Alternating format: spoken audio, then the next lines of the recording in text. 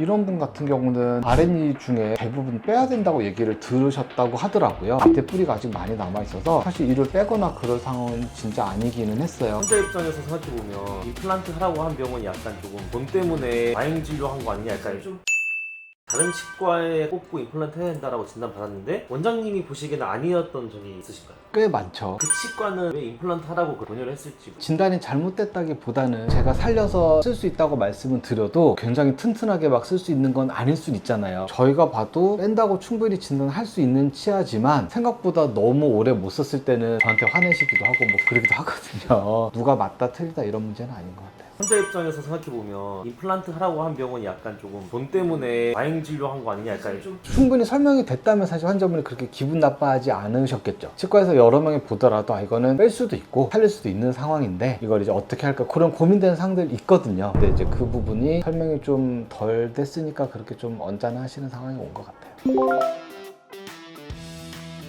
기본적으로 1번은 통증 없이 기능을 할 수 있어야 되고 그 치아가 기능을 하는데 통증은 없어야겠죠. 아픈 걸 억지로 참아가면서 쓰는 거는 굳이 그렇게까지 하실 필요는 없잖아요. 그다음에 2번은 아끼려다가 주변 치아들이 더 망가지는 경우가 있거든요. 쓸 때까지 쓰더라도 주변 치아에 더 추가적인 피해를 주면 안 되겠죠. 다른 치아랑 거리가 좀 여유있게 떨어져 있다든지 아니면 염증의 방향이 치아 없는 쪽으로 가고 있다든지 그 두 가지를 기준으로 얘기하는 것 같아요.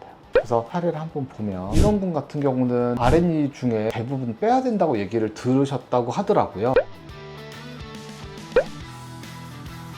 나빠진 부분들 많이 있어요. 뿌리 쪽도 좀 짧아 보이긴 하는데 밑에 뿌리가 아직 많이 남아있어서 사실 이를 빼거나 그럴 상황은 진짜 아니기는 했어요. 그래서 일단 이럴 때는 전반적으로 이제 잇몸 치료를 하면서 약간 시린 것도 있으시고 위에 가보면 깨져서 좀 불편한 것도 있으신데 이런 거는 좀 어느 정도 감안하면서 이제 쓰실 수 있도록 같이 말씀을 드린 경우도 있었고요. 신경 치료를 했는데 보통 신경 치료를 하고 나면 가끔 이제 뿌리 끝에 염증이 생기는 경우가 있거든요. 근데 보통 다시신경 치료 하시는 과정이 좀 쉽지는 않기 때문에 보통 이를 빼자고 또 얘기가 나오는 경우가 많아요. 근데 치료가 잘 되면 신경치료 다시 해서 염증 제거하고 이런 식으로 재생이 될 수 있거든요. 근데 이제 위쪽에 뼈가 물론 이 치아 자체가 어느 정도 단단하게 잡혀 있기는 해야 돼요. 이 외에도 이제 포스트라고 해서 금속 기둥을 치아에 넣어서 위쪽 치아 모양을 수복을 하거나 식은단 절제술이라고 해서 뿌리 끝단을 잘라내고 염증 있는 부분을 직접 물리적으로 제거하고 그 위에 치아는 그대로 쓰는 경우도 있거든요. 아니면 치아를 뽑아서 뿌리 끝쪽 염증을 빨리 제거해주고 다시 이걸 원래 뺀 자리에 넣은 다음에 고정을 시켜서 치료를 하는 경우도 있고요. 여러 가지 방법으로 살릴 수 있는데 최대한 나는 내일을 안 빼고 싶다는 거를 만나시는 의사분한테 얘기를 하셨을 때 이런저런 옵션을 많이 주시는 분은 조금 믿고 같이 얘기를 해봐도 괜찮을 것 같고 물론 근데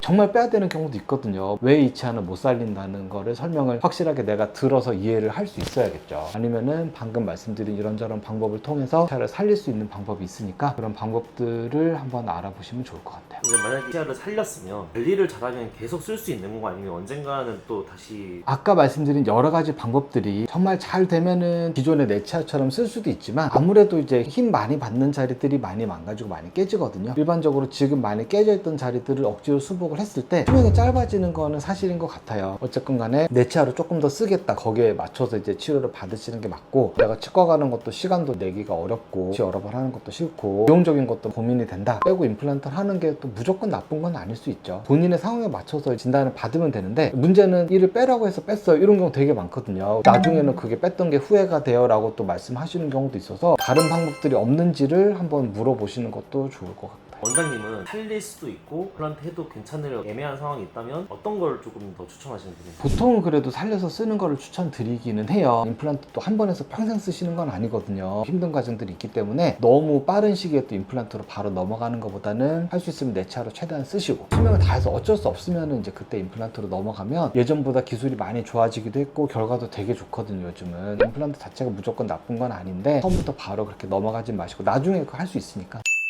사실 이제 왜 그런지가 중요하잖아요. 결국 근거 없이 그냥 쓰자고 하면 안 될 거고 근거 없이 임플란트를 하자고 하면 안 될 것 같아요. 사실 수명을 우리가 예측하기는 어렵지만 얼마나 이걸 쓸 수 있는 건지 같이 얘기를 해서 결정을 하는 게 필요하지 않을까.